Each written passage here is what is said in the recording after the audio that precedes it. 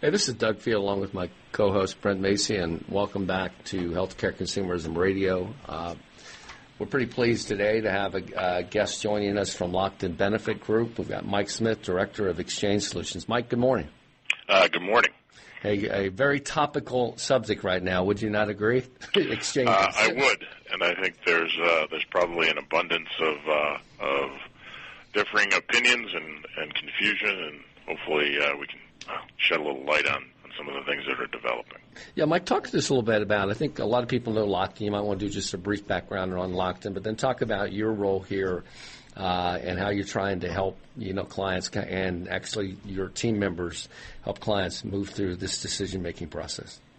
Sure. So Lockton is, we're based in Kansas City, Missouri. We're the world's largest privately held insurance broker, where we focus in areas generally in property and casualty, as well as employee benefits. Mm-hmm.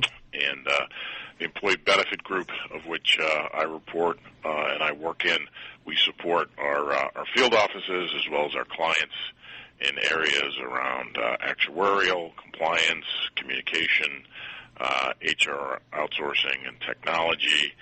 And our newest practice that I head up, which is our exchange solutions. And so, what we have done is we've done, an examination of the marketplace and kind of returned to our knitting, whereby we're putting our clients first. Our strategy is to really work with a client to understand, what their goals and objectives are as it relates to employee benefits. Find what barriers may exist to achieving those goals, and take them through that.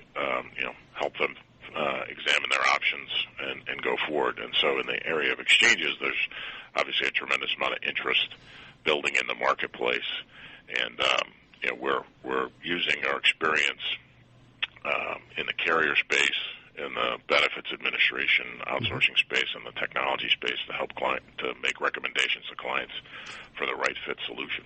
Mike, what are some of the key questions that employers should be asking? I think that's where they probably need the most help. They're trying to figure it out, but what are the questions they should be asking? So I think before we get to questions, maybe we should think about some of the promises that are being made out there about and first of all, I guess let's define kind of the exchange marketplace. Mm-hmm. So for this conversation, we'll talk about group exchanges, not the public exchanges or kind of individual Medicare exchanges. Happy to talk about those. But as it relates to group private exchanges, folks are talking about the ability to have predictable long-term cost, to shift to a defined contribution model from a defined benefit model along the lines of what we saw in the retirement space. Cost savings, particularly through employees actually buying down in coverage, providing a broader choice of plan options, which leads to higher satisfaction amongst employees. Mm-hmm. The ability to have an enhanced benefits administration environment, or the ability, quite frankly, to start to get out of the business of providing benefits to employees. So as it relates to questions, we kind of think about this holistically in three fundamental areas: financial, administrative, and cultural. Mm-hmm. And so when we meet with clients, we actually do a financial analysis which shows the impact of buy down, the long-term impact of defined contribution, because there is a potential there for cost shifting onto the backs of the employee. Now, that may help in terms of accelerating their path to becoming a consumer, but I think an employer has to think long and hard about their total HR strategy around employee benefits and their ability to attract and retain employees. Because it could burst the bubble in some other areas, to your point, right? I mean, it's not a panacea. It's not a financial panacea. Absolutely. In and of itself, an exchange or a defined contribution will not be the answer. Now, it can, and it will, and it does work for certain clients and in certain areas, but it needs to be done in conjunction with all the other things that employers are doing to to promote wellness, to engage with consumers, and ultimately drive down costs. So in the areas of administration, access to technology and benefits administration and compliance management, I think that's probably the biggest misnomer out there in the marketplace in talking to clients is they think that by virtue of going into an exchange, they can somehow relieve themselves of their compliance responsibilities and obligations, and that's not the case. Right. And lastly, it's really cultural. Do you want to give your employees those plethora of choices? Do you feel that they can handle it? You're transferring some control from a kind of a paternalistic corporate-led decision to one of an employee-led decision, and I think employers are definitely on a weighted spectrum of their willingness or comfort level to kind of move in that direction. Mike, what are going to be, as we look at this fall, what do you think may be some surprises around exchanges? And let me lead that a little bit, because there's this, two thoughts. One is, a lot of employers are looking at it. Then the second follow-up is, well, it only fits for, people with a lot of part-time employees, or et cetera. But what do you think are going to be some of the surprises that the market may see this fall? Well, a lot of exchanges that are being sold in the marketplace today are asking their customers for a multi-year commitment, right? Mm-hmm. Yet the underwriting cycle is still on a 12-month basis. Mm-hmm. So I think the biggest likely surprise would be high renewals. Mm-hmm. And so if you've built your business case on a defined contribution model, for instance, and being able to hold your cost increases to CPI or some lower percentage than certainly medical trend, and your renewal comes in significantly above that's a pretty unpleasant surprise that an employer may face. So that's why all the other things that need to take place will need to continue around wellness management, health management, et cetera, et cetera. So that's probably the likely surprise for some clients. Another surprise or a kind of a building of momentum is really not in the group exchange area, but in the individual area. And I think you touched base on it, which are a lot of employers are looking at their traditional non-benefits eligible populations and providing access, to the individual exchange marketplace. I think is definitely generating a lot of interest and demand in the marketplace. Mike, is it important that the right exchange partner be able to help that employer shovel their employees to the right exchange?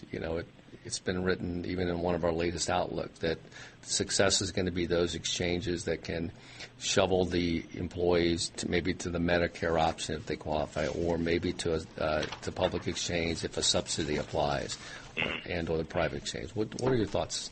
Well, I think a good example on that is in the area of COBRA, right? Mm-hmm. So a good exchange should offer access as an alternative to COBRA. COBRA does not go away. Right. Back to my comments about compliance will remain even inside of an exchange. But as somebody goes out on COBRA, they may not be able to afford the 102% of premium that an employer can charge. Likewise, they may not have as many medical conditions that would necessitate or require that they buy COBRA coverage, but they still want, and by virtue of ACA, are required to have coverage. Mm-hmm. So providing access to those individual exchanges as an alternative to COBRA is something that a good exchange should be offering to their customers. Mike, this is Brent, and welcome to the program. One of the things that was talked about early on a couple years ago is that were the brokers really going to have a role in these exchange models that we're rolling out? And obviously we see that they do have a role in these exchange models. What should an employer, what should they expect from their broker / consultant who's working with them on looking at these models? Well, I think what we've done is kind of remained objective, right? Mm-hmm. So it's hard to It's hard to provide advice and counsel to clients if in fact, what you're going to ultimately end up is recommending your own owned and operated, product in the exchange space. And so that's why a lot of the early kind of exchange models, it's no surprise, came out of those organizations that had large benefits administration businesses. So that's kind of stop number one. What we've been doing is we've taken a neutral approach to areas like HR technology and benefits administration for years, and so we have access to understanding kind of the broader model that an employer would undertake. So the first thing is making sure that the solution that is being offered is one that fits with the client. So we have kind of standard prepackaged solutions, bundled solutions that we can provide access to. And I think you're going to talk to Alyssa here in just a few minutes. The majority of our clients are actually looking for us to recommend an exchange solution to them that really is customized to their own particular needs. That makes sense. Now Mike, we got about a minute left. Kind of leave the audience with one or two good takeaways on what they really need to look at from your opinion on these exchanges. Well, I think first and foremost is really looking at a multi-year projection, particularly if you're considering defined contribution, and then running some models on assumed levels of increased cost, because at some point, an employer is going to be faced with either downgrading their plans so that and in some models they might actually be underneath minimal essential coverage, and at some point they may hit affordability under ACA, and again assuming that everything inside of ACA stands pat. So I would spend a significant amount of early time really crunching the numbers, as well as on the cultural side to say, is expanded plan choice and an efficient administration, is that something that we're really looking to implement inside of our walls? Well, Mike, we really appreciate having you on the program today. Have a great weekend, and to the rest of our audience, stay tuned for the next segment of Healthcare Consumerism Radio.